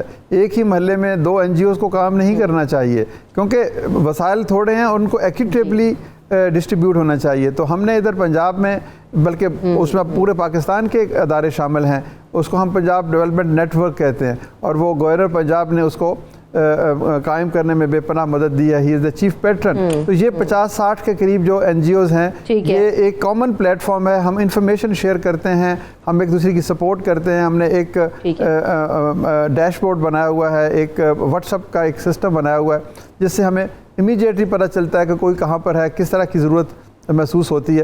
تو یہ بہت ضروری ہے. جتنے اچھے ادارے ہیں, سیلانی کتنا اچھا کام کر رہا ہے, الخدمت کتنی اچھی کام کر رہی ہے, اخوت کے پلیٹ فارم پر ہم بھی اپنے حصے کی ذمہ داری ادا کرنے کی کوشش کر رہے ہیں. عوام کو کیا پیغام دینا چاہتے ہیں کہ اس وقت بڑھ چڑھ کر جو لوگ مدد کر رہے ہیں بالکل کر رہے ہیں, اچھا کام بھی ہو رہا ہے, اور کیا کہنا چاہتے ہیں اس وقت؟ میں تو یہی کہنا چاہتا ہوں کہ دیکھیں, مشکل کے مقابلہ میں پریشانی جو ہے وہ مشکل میں اور اضافہ کرتی ہے. ہمیں پریشان نہیں ہونا, ہمیں یقین ہے خدا کے اوپر کہ جو کچھ بھی یہ مشکل آئی ہے وہ اس سے ہمیں نکالے گا. ہر روز جب میں خدا کو یاد کرتا ہوں تو میری امید تازہ ہوتی ہے. ہمیں امید رکھنی ہے, ہمیں یقین رکھنا ہے, ایک دوسرے کا ہاتھ تھامنا ہے, نیبر ٹو نیبر موومنٹ کو دیکھنا ہے, اور لوکیلٹی ٹو لوکیلٹی موومنٹ کو دیکھنی ہے. حکومت کے کام پر کیڑے نکالنے کی بجائے حکومت کے ساتھی بننا چاہیے. اس موقع پر ہمیں اپنی پرانی دشمنیاں یا اپنی ناراضگیاں نہیں, ہمیں تو صرف یہ دیکھنا ہے کہ اس وقت ہماری قوم, وہ بچہ جو کراکرم اور ہندو کش کی کسی بلند چوٹی پہ بیٹھا ہوا ہے اور اس کو بھوک سے مر رہا ہے, ہمیں اس تک پہنچنا ہے, ہمیں لورا لائی میں پہنچنا ہے, ہمیں وزیرستان میں پہنچنا ہے. تو اس میں یہ کام کرنے کے لیے ہمیں اپنی ذات سے بلند ہو کر اپنے حصے کی شمع روشن کرنی ہے.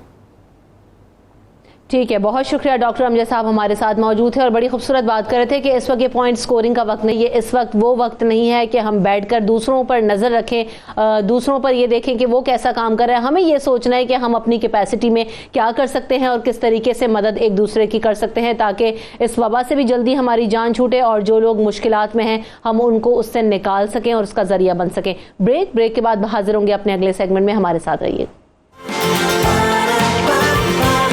صبح سویرے پاکستان,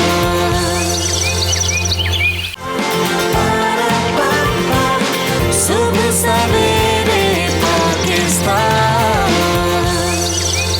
عزتر مجھے رکھتا ہے وہ رگے جان سے, عزیز تر مجھے رکھتا ہے وہ رگے جان سے. یہ بات سچ ہے میرا باپ کم نہیں ماں سے, عزیز تر مجھے رکھتا ہے وہ رگے جان سے. وہ ماں کے کہنے پہ کچھ روب مجھ پہ رکھتا ہے, یہی ہے وجہ مجھے چومتے جھجکتا ہے. وہ آشنا میرے ہر کرب سے رہے ہر دم, جو کھل کے رو نہیں پاتا مگر سسکتا ہے. جڑی ہے اس کی ہر ایک ہاں فقط میری ہاں سے، یہ بات سچ ہے میرا باپ کم نہیں ماں سے، عزیز تر مجھے رکھتا ہے وہ رگے جاں سے، ہر ایک درد وہ چپ چاپ خود پہ سہتا ہے، تمام عمر وہ اپنوں سے کٹ کے رہتا ہے، وہ لوٹتا ہے کہیں رات دیر کو دن بھر، وجود اس کا پسینے میں ڈل کے بہتا ہے، گلے ہیں پھر بھی مجھے ایسے چاکرداماں سے، یہ بات سچ ہے میرا باپ کم نہیں ماں سے، عزیز تر مجھے رکھتا ہے وہ رگے جاں سے، یہ بات سچ ہے میرا باپ کم نہیں ماں سے، عزیز تر مجھے رکھتا ہے وہ رگے جاں سے۔ سبحان اللہ، ماشاء اللہ، کیا بات، کیا بات، واہ واہ واہ۔ مشکل کر دیتے ہیں حسان بھائی جب بھی ہوتے ہیں، اللہ میں نہیں کہہ سکتی، جنید بھائی آپ شروع کیجیے۔ پہلے تو آپ کا شکریہ 92 کا، سہیل بھائی کا، فرید بھائی کا شکریہ، اور ہمارے قاسم علی شاہ صاحب میرے بہت ہی قابل احترام موجود ہیں، ان کو بھی سلام۔ بات یہ ہے کہ جی دو مصروں سے آغاز کرتا ہوں کہ ہمیں پڑھاؤ نا رشتوں کی کوئی اور کتاب، ہمیں پڑھاؤ نا رشتوں کی کوئی اور کتاب، پڑھی ہے باپ کے چہرے کی جھریاں ہم۔ سبحان اللہ۔ دیکھیے قرآن و حدیث میں اللہ تبارک و تعالیٰ نے جو اپنی عبادت کے بعد جس بات کی تلقین فرمائی ہے نا، تواتر سے آپ کو ایک بات نظر آئے گی، وَبِالْوَالِدَيْنِ احسانا وَبِالْوَالِدَيْنِ احسانا وَبِالْوَالِدَيْنِ احسانا، اپنے والدین کے ساتھ احسان کرو، ان کے ساتھ بھلائی کرو۔ اچھا بات کیا ہے کہ چونکہ ظاہر ہے باپ کی بات ہو رہی ہے تو میں وہیں سے بات کا آغاز کرتا ہوں، ایک جملہ ادا کرنا چاہتا ہوں آپ کے چینل پہ کہ والد دنیا کا آپ کا سب سے پہلا مرشد ہوا کرتا ہے، دنیا میں آپ کا جو سب سے پہلا مرشد ہوتا ہے نا وہ آپ کا والد ہوتا ہے، جس کی انگلی پکڑ کر اولاد چلنا سیکھتی ہے، اور یہ وہ مرشد ہوتا ہے جس کی دعا اپنی اولاد کے حق میں ایسی ہے جیسے انبیاء کرام علیہ السلام کی دعا امت کے لیے ہے، اور یہ وہ مرشد ہوتا ہے جس کے بارے میں سرکار علیہ السلام نے فرمایا کہ والد دراصل جنت کا وسطی دروازہ ہے، چاہو تو اسے سنبھال لو، چاہو تو اسے ضائع کرو۔ بالکل۔ اچھا یہ جو ایک بات آپ ضرور کنٹینیو کیجیے گا، میں ذرا سانس بحال کر چکے، تو یہ جو ہم سیگمنٹ کر رہے ہیں آج، وہ اس کا مقصد یہی ہے کہ ہمارے جو معاشرے میں مقام جو ہماری ماؤں کو دیا جاتا ہے، جتنا ہم اپنی کلوز ماؤں سے ہوتے ہیں تو کیا وہ مقام باپ کو بھی دیا جاتا ہے، اور پھر جو اولاد جتنی قریب ماں سے ہوتی ہے تو کیا وہ باپ سے بھی ہوتی ہے؟ جیسے بھی حسان بھائی بھی کہہ رہے تھے نا کہ میں اسے چومتا نہیں، جھجکتا ہوں کہ وہ روب رکھنے کا ماں کہتی ہے تاکہ بچوں کے اوپر ایک کنٹرول رہ سکے، لیکن جو والد ہمارے لیے ہماری قربانیاں دے رہے ہوتے ہیں، ہماری تربیت میں اہم کردار ادا کر رہے ہوتے ہیں، اور سب سے پہلے جو اپنا خون پسینہ ایک کر کے ہمیں زندگی کی ہر آسائش، ہمیں ہر زندگی کی وہ فیسلٹی دینے کی کوشش کرتے ہیں، اچھی تعلیم دینے کی کوشش کرتے ہیں تاکہ اپنی خواہشات کو پیچھے چھوڑ کر ہمیں بہتر زندگیاں دے سکیں، تو ہم آج اس پر بات کریں گے، اس باپ پر بات کریں گے کہ ہم وہ جو باپ ہے اولاد کے حق میں کیسے ہار جاتا ہے، اور پھر وہ اپنے باپ جو باپ ہوتے ہوئے اپنے بچوں کے لیے جو جو کچھ کرتا ہے، ہم سب کو اس کی سمجھنے کی آج بہت زیادہ ضرورت ہے۔ جنید بھائی دیکھیے، جس طرح ایک جملہ میں عموماً کہتا ہوں کہ یہ جو ماں کے دودھ کا ایک قطرہ ہے نا، بالکل جو اولاد کے سینوں میں منتقل کرتی ہے، اولاد پوری عمر سب کچھ بھی کر لینا اس ایک دودھ کے قطرے کا حق ادا نہیں کر سکتی. اسی طرح سے والد کا لایا ہوا وہ نوالا, روٹی کا وہ نوالا جو دن بھر اس نے دوڑ دھوپ کرنے کے بعد, بھوکا پیاسا رہنے کے بعد اپنی اولاد کے لیے کمایا تھا اور لا کے وہ نوالا دیا تھا, اسی طرح سے اولاد بھی اس ایک نوالے کا حق پوری عمر ادا نہیں کر سکتی. یہ جو لفظ والد ہے نا, اس پہ ذرا غور کیجئے, یہ کیا ہے؟ واو سے بنتا ہے ولایت یا وفا والا, ٹھیک. الف سے بنتا ہے اعلیٰ مقام والا, ایثار والا, الفت والا, اور دال سے بنتا ہے لطف و کرم والا, ٹھیک ہے جی. دال نہیں, لام سے بنتا ہے لطف و کرم والا, اور دال سے بنتا ہے دانائی والا اور دستگیری والا. یعنی والد کا اگر جو لفظ ہے اس پہ غور کریں تو اس طرح سے ہوا کہ واو سے بنا ولایت و وفا والا, ٹھیک ہے جی. الف سے بنا اعلیٰ مقام والا, ایثار والا, لام سے بنا لطف و کرم والا, اور دال سے بنا دانائی والا اور دستگیری کرنے والا. اسی طرح سے اگر آپ لفظ باپ پہ غور کریں تو وہ بنتا ہے بے سے بزرگی و برتری والا, ٹھیک. الف سے بنتا ہے اصل اور اساس اور آبیاری کرنے والا, اور پے سے بنتا ہے پیار کرنے والا. تو یہ جو والد ہے, اصل میں انسان اگر چاہتا ہے, اولاد یہ چاہتی ہے کہ مجھے کچھ عظمت مل جائے اور برتری مل جائے, تو بڑا سمپل سا فارمولہ ہے کہ والد کی عظمت کا پاس کرتے ہوئے اس کی اطاعت, اس کی فرما برداری, اس کی خدمت, اس کی تعظیم کر کے صرف اس کی رضا نہیں ملتی, بلکہ اللہ تبارک و تعالیٰ اپنی رضا آپ کو سپرد کر دیا کرتا ہے اور آپ کو داخل جنت. بالکل ایسا ہی ہے.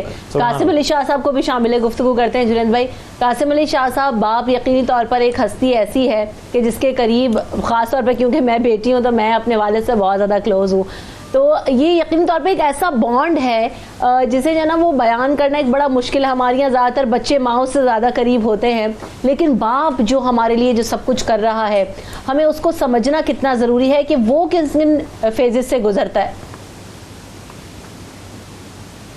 بہت بہت شکریہ رمشا آپ کا, جنید بھائی آپ کا, اور اتنی خوبصورت ہم نے وہ کلام سنا سارا. آپ بھائی کا بھی بہت شکریہ. گزارش یہ ہے کہ باپ اور باپ کا جو مقام ہے اس میں کوئی دوسری رائے نہیں ہے کہ قرآن اور حدیث میں جو مقام اور مرتبہ بتایا ہے باپ کا وہ بڑا بلند ہے. اور یقیناً جو بڑی خوبصورت حدیث جنید بھائی نے سنائی کہ جنت کے دروازوں میں سے ایک بہترین دروازہ وہ والد کی رضا کے ساتھ کھلتا ہے اور آپ جنت میں داخل ہو جاتے ہیں. ایک بڑی اہم چیز یہاں پر میں گوش گزار کرنا چاہوں گا کہ باپ کا ایک تو وہ تعارف ہے جو آپ کو قرآن حدیث ساری دنیا بتاتی ہے, لیکن ایک تعارف وہ ہے جو ماں بتاتی ہے کہ آپ کا والد ایسا ہے. دراصل باپ کا امیج بنانے میں اور باپ کا مقام و مرتبہ بتانے میں باپ کے ساتھ ماں کا رول بڑا امپورٹنٹ ہے. وہ جو تعارف بتاتی ہے, بعض اوقات ماں باپ کے اپنے جھگڑے اور کانفلکٹس ایسے ہوتے ہیں کہ اس میں ماں ایک پارٹی بنا لیتی ہے اور اس پارٹی بنانے کی وجہ سے باپ کا جو مقام ہے وہ کم کر دیا جاتا ہے, یا اپنے گلے شکوے جو ماں کو بیوی والے گلے شکوے اپنے ہسبینڈ سے, بچوں کے باپ سے ہوتے ہیں, وہ سارے گلے شکوے شکایتیں بچوں کے دماغوں میں ڈالی جاتی ہیں اور پھر بچوں کا دل نہیں کرتا ادب کرنے کا. تو ایک تو میری گزارش اپنی تمام بہنوں سے ہے کہ خدا را وہ رحم کریں, بچوں سے ان کی جنت نہ چھینیں, بچوں سے جنت کا جو دروازہ ان کے لیے کھلنا ہے وہ ان سے نہ چھینیں, اور بچوں کو والد کا ادب کرنا سکھائیں. یہ ماں سکھا سکتی ہے, ماں پال سکتی ہے, ماں روٹی پکا کے دے سکتی ہے, ساتھ وہ ادب جو ضروری ہے باپ کا وہ ماں ہی سکھا سکتی ہے. بالکل. چلیں اسی نقطے پہ یہاں پر بریک لے لیتے ہیں. بریک کے بعد جب واپس آئیں گے تو ذرا اس نقطے پہ مزید بھی بات کریں گے. بریک کی طرف بڑھتے ہیں. صبح سویرے پاکستان,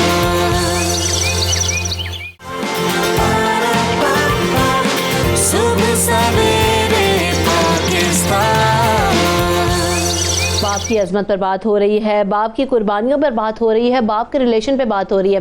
قاسم علی شاہ صاحب, یہ جو ابھی ہم جانے سے پہلے گفتگو کر رہے تھے, میں چاہوں گی کہ تھوڑا سا اس پر ہم مزید بھی بات کریں کہ ایک جو ڈسٹنس کریٹ کر دیا جاتا ہے نا باپ اور بچوں کے درمیان, جس کی وجہ سے ہم دیکھتے ہیں کہ بچے اس طریقے سے کلوز نہیں ہو پاتے, یا جو نا ایک وہ جو فرینڈشپ ہونی چاہیے, روب دبدبا اپنی جگہ, کنٹرول اپنی جگہ, لیکن اگر یہی آپ کی دوستی ہو, آپ کے پاس اتنی اسپیس ہو کہ آپ اپنے باپ سے اپنے دل کی ہر بات کر سکتے ہیں, تو شاید معاملات بہت ڈفرینٹ ہو جاتے ہیں. کیا کہیں گے آپ اس پہ قاسم علی شاہ صاحب؟ اچھا دیکھیے, یہی بات میں کہیں ایمفیسس کرنا چاہوں گا کہ ہمارے ہاں نصیحت کے ذریعے یا حکم کے ذریعے باپ کا یا ماں کا ادب کرنا کہا جاتا ہے کہ دیکھو حکم ہے, बिल्कुल इसमें कोई दूसरी राय नहीं, हुक्म है। लेकिन माँ बाप का खुद ये समझना कि हमने वाजिबुल एहतराम बनना है, हमारा ऐसा रवैया हो, हमारा ऐसा एक गैप हो, जो वो गैप आपने कायम रखना। दुनिया के हर रिश्ते का जो हुस्न है वो एक गैप की वजह से है, वो एक दरमियान में कहीं ना कहीं एक पर्दादारी और हयादारी है जिसकी वजह से कोई काबिल एहतराम बनता है। अब होता ये कि कहीं ना कहीं इस सोसाइटी में मियाँ बीवी के झगड़े बहुत ज़्यादा हैं और पिछले कुछ सालों में बढ़े भी हैं।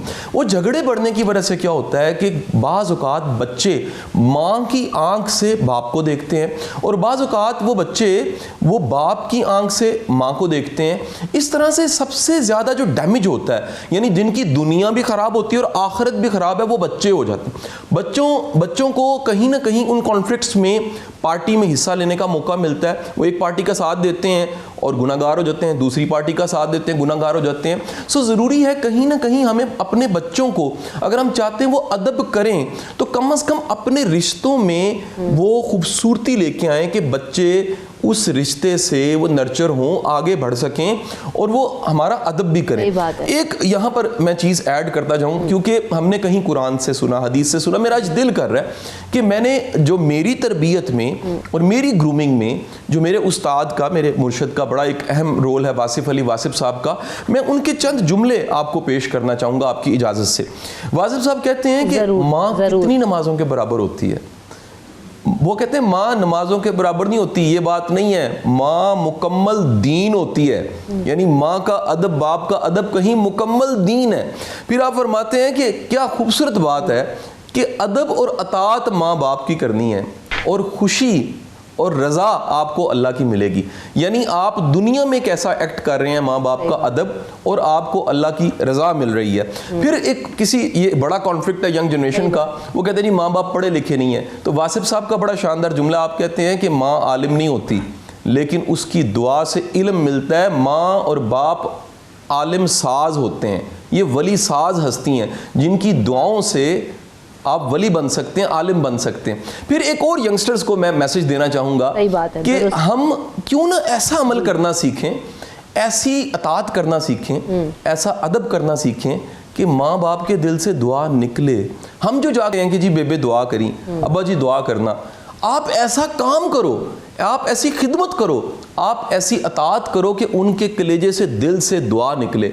और अगेन जुनेद भाई की बात को मैं सेकंड करूंगा, दुनिया का कोई पीर, कोई मुर्शद, कोई आपका बाबा, उसके पास वो इमोशंस नहीं होते जो मोहब्बत के और शफकत के इमोशंस बाप के पास होते हैं। तो जैसे अवलीन मुर्शद कहा गया, ये आपका पहला मुर्शद, ये जब भी हाथ उठाएगा आपके लिए रो के दुआ मांगेगा, दिल के गुदाज के साथ दुआ मांगेगा। जब आपको पता लग जाए कि माँ बाप की अतात यानी इनको राज़ी करने से जन्नत मिल जानी है, तो आपका कोई काम बनता हो और पता लग जाए फलाने के ज़रिए काम हो सकता है, आप उसके दरवाजे पे जाके बैठ जाते हैं, और भाई आपकी जन्नत पक्की हो जाती है। आप माँ बाप के पैर पकड़ लें, आप उन्हें राज़ी कर लें, आप उनसे माजरत कर लें अगर कोई गिला शिकवा है। तो जुनेद भाई, बड़ी खूबसूरत बात की। कासिम अली शाह साहब ने सारी दुनिया में प्रैक्टिस कर रहे हैं, ढूंढ रहे हैं कि किस तरह जन्नत मिलेगी। जन्नत का दरवाज़ा आपके पास है, जन्नत माँ के कदमों तले, लेकिन वहाँ नहीं जो है ना वो टाइम। शाह साहब की बात को मैं आगे बढ़ाते हुए, जाहिर है शाह साहब सैयदज़ादे हैं, इनका बड़ा एहतराम है, और इन्हीं की बात को आगे बढ़ाते हुए एक जुमला आपने फरमाया कि रिश्तों में एक लेयर होनी चाहिए, एक पर्दा होना चाहिए। मेरा अपना मानना भी यही है कि जो हमारे एक जुमला तवातुर से कहा जाता है कि साहब अपने बाप को अपना दोस्त बना लो। देखिए याद रखिए, बाप बाप होता है, दोस्त दोस्त होता है। बाप को दोस्त मत बनाइएगा कभी, या दोस्त को बाप मत बनाइएगा। बात यह है कि ये रिश्ते अलग हैं बिल्कुल।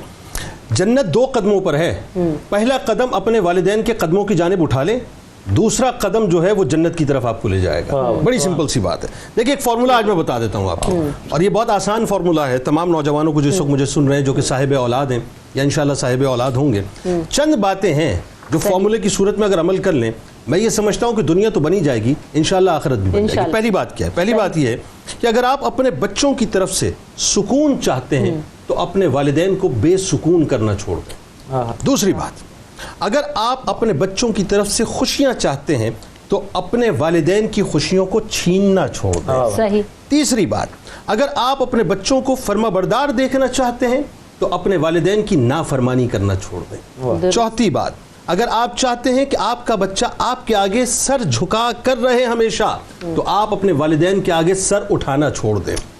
5ویں بات, اگر آپ چاہتے ہیں کہ آپ کا بچہ آپ کی آنکھوں کی ٹھنڈک بنے تو آپ اپنے والدین کی آنکھوں میں آنسوؤں کے قطرے لانے سے گریز کریں جو ان کی آنکھوں کو گرم کر دیا کرتے ہیں.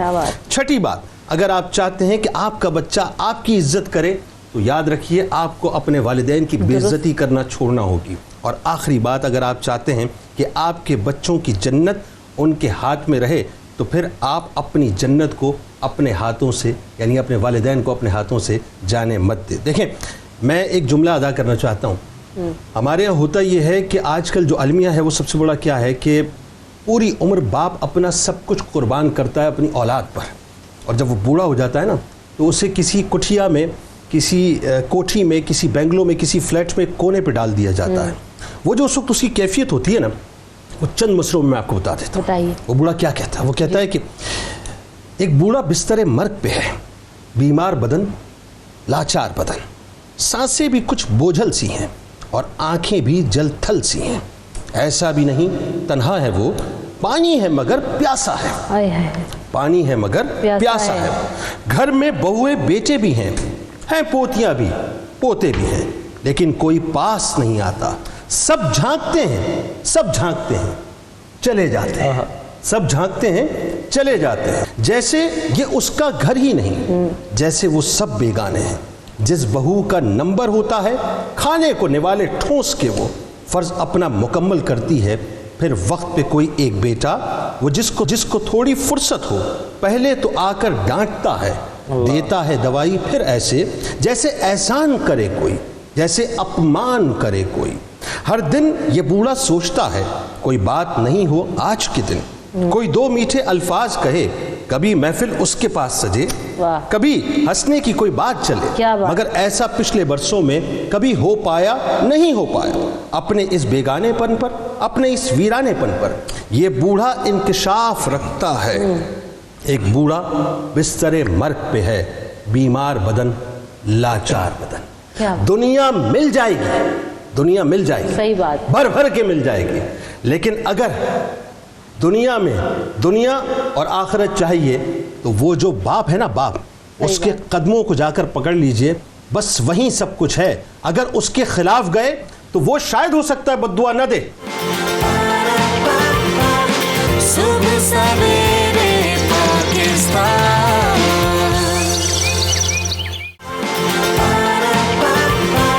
صبح سویرے پاکستان. قاسم علی شاہ صاحب کے وہی باپ ایک کونے میں, ایک گھر میں, جو کہ گھر تعمیر کرتا ہے, اپنے بچوں کو بڑا کرتا ہے, اس گھر کو تعمیر کرنے میں اپنی زندگی بھر اپنی کمر توڑ لیتا ہے, اور اس کو آخر میں اس کے گھر کے کونے میں جو ہے نا وہ رکھ دیا جاتا ہے ایز اے شو پیس, کہ بس اپنی جو ڈیوٹیز ہیں وہ آپ پرفارم کر رہے ہیں. تو جو پوری زندگی اس نے سرو کی ہے آپ کے لیے, آپ کو یہاں تک پہنچایا ہے, آپ کو اس مقام پر لا کے کھڑا کیا ہے, اس کے بعد آپ اس کے ساتھ یہ کر رہے ہیں. اچھا دیکھیے, یہ جہاں بھی اس طرح کا کیس ملا ہے, میں خود بھی اس پہ میرا مشاہدہ یا میرا ایکسپوئر, میں نے دیکھا ہے کہ جب بھی کوئی خود ماں باپ اپنے ماں باپ کے اگر مؤدب نہ رہے ہوں اور انہوں نے گستاخیاں کی ہوں تو ان کو گستاخ اولاد مل جاتی ہے.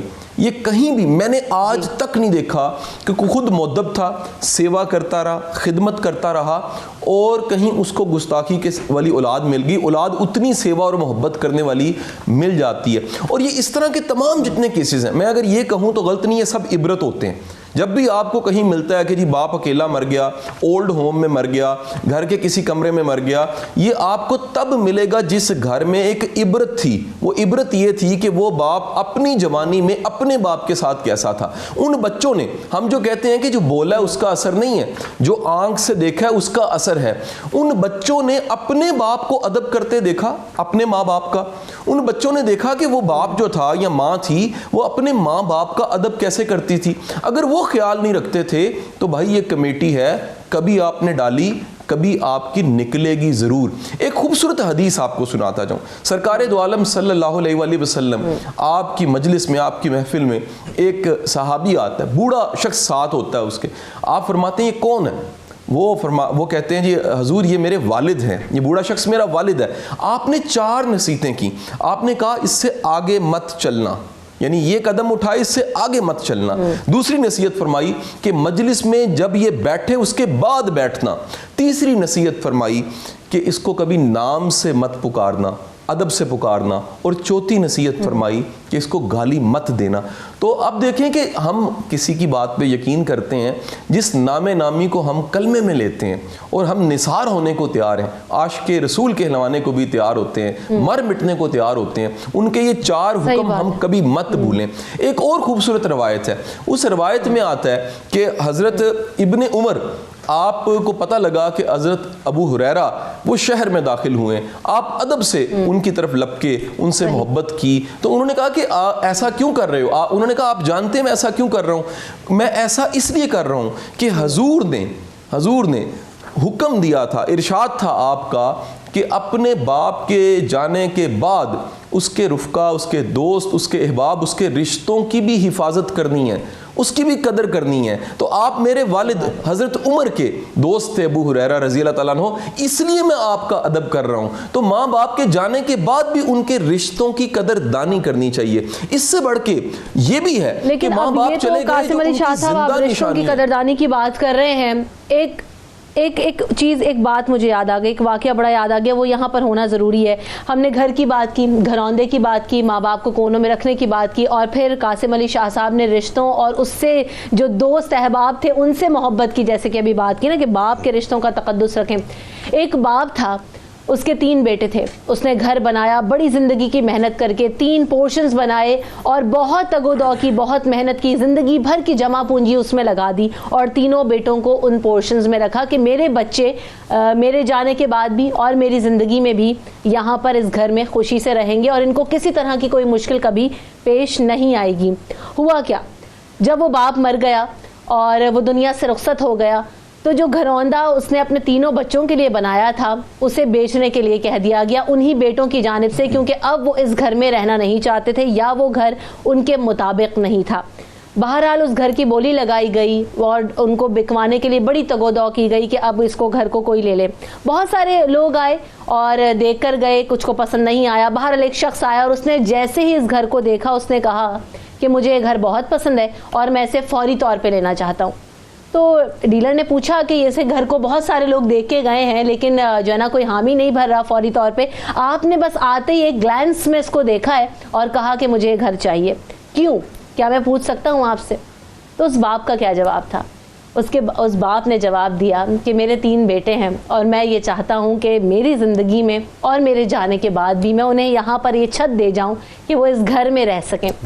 تو ہر باپ کوشش کرتا ہے, ہر باپ اپنا بیسٹ دینے کی کوشش کرتا ہے, لیکن ہمارے یہاں یہ جو اب روایت بن گئی نا کہ شاید ہم انتظار کرتے ہیں جنید بھائی کہ کب یہ جائے اور یہ کب یہ جو پراپرٹی کا حصہ ہے وہ میرے تیرے نام ہو جائے, بس تو یہ گزرے گا تو شاید وہ مجھے کچھ 20-30-40 لاکھ روپے مل جائیں. دیکھیے بات پتہ ہے کیا, یہ مٹی کے جو گھروندے بنتے ہیں, آپ نے اس کی مثال دی نا, آپ کبھی ان گھروندے بنانے والوں کو دیکھیے گا, جس وقت مٹی کے گھروندے بنا رہے ہوتے ہیں نا وہ, تو اس سے ان کو اتنا پیار اور اتنی محبت ہوتی ہے جتنا ہم اپنے فلیٹ سے, اپنے بنگلو سے, اپنی حویلی سے پیار کرتے ہیں.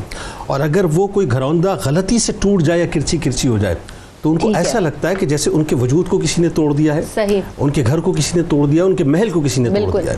یہ جو باپ ہوتا ہے نا, باپ ایکچولی یہ گھر والوں سے بنتا ہے, ٹھیک ہے, ورنہ تو مکان بنتے ہیں نا. صحیح بات. تو جب گھر ٹوٹتا ہے نا تو اس باپ کی کیفیت بھی اس گھروندے بنانے والے جیسی ہوتی ہے. بالکل صحیح, کہ جو اس کا جو بوجھ ہے پھر وہ سہار نہیں سکتا, وہ بھی اس کے ساتھ کرچی ہو جائے. صحیح بات ہے. قاسم علی شاہ صاحب مختصراً کیا کہیں گے آخر میں؟ وقت میری گزارش یہ ہے کہ ہمیں کہیں بھولنا نہیں چاہیے, ہمیں بالکل یہ بھولنا نہیں چاہیے کہ وراثت کی تقسیم کے بھی حکم ہیں, اور وراثت کا پورا ایک نظام ہے جو شریعت میں موجود ہے.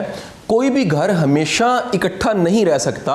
ہاں دل دور نہیں ہونے چاہیے, 3 پورشن بنے, بک جائے, علیحدہ ہو جائیں, دنیا کے کسی کونے چل جائیں. لاجیکلی سوچیں, کیا سارے بہن بھائی ایک جگہ ساری زندگی رہ سکتے ہیں؟ ان کی نسلوں نے ہونا ہے, بچوں نے ہونا ہے, کمبائن فیملی کے 1000 پرابلم شروع ہو جاتے ہیں. وہ دنیا کے کسی کونے میں جائیں, کہیں پر رہیں. میرا خیال ہے تربیت ماں باپ کی طرف سے یہ ہونی چاہیے کہ بیٹا کہیں رہو, دل میں خلش نہیں آنی چاہیے, دل دور نہیں ہونے چاہیے, نفرت نہیں ہونی چاہیے. تمہیں مت بھولنا کہ تم سب ایک ماں باپ کی اولاد ہو, دنیا کے کسی کونے میں ہو. جیسے جسم کو درد ہوتا ہے, حدیث یہ بھی ہے نا کہ جسد واحد کی مانت ہے, ایک جگہ درد ہوتی ہے تو پورے جسم کو درد محسوس ہوتی ہے. اگر بہن بھائی دنیا کے کسی بھی کونے میں ہیں تو اس ماں باپ کی عزت اور لاج اور محبت کو یاد کرتے ہوئے ایک دوسرے کو درد کو محسوس کریں. یہ دراصل رشتہ داری ہے. لیکن تقسیم اور وراثت تقسیم ہونا یہ کہیں فطرتی ہے. ہم لوگوں کو غلطی نہ کر دیں, روک نہ دیں کہیں کہ وہ گھر نہ تقسیم کریں, یہ فطرتی عمل ہے. صحیح کہہ رہے ہیں, صحیح کہہ رہے ہیں قاسم علی شاہ صاحب. بالکل آخری جملہ میں نے یہی اس لیے کہا تھا کہ بس منتظر نہ رہیں کہ شاید یہ باپ جائے تو ہم اس گھر کا بٹوارا کریں. یہ جو فیکٹر ہے اس کو نکال دیں, باقی ساری چیزیں بجا. تو بہت شکریہ قاسم علی شاہ صاحب, آپ نے وقت دیا. جنید بھائی آپ کی آمد کا شکریہ. حسان بھائی آپ ہوتے ہیں, آپ کی آمد کا بھی شکریہ. صبح سویرے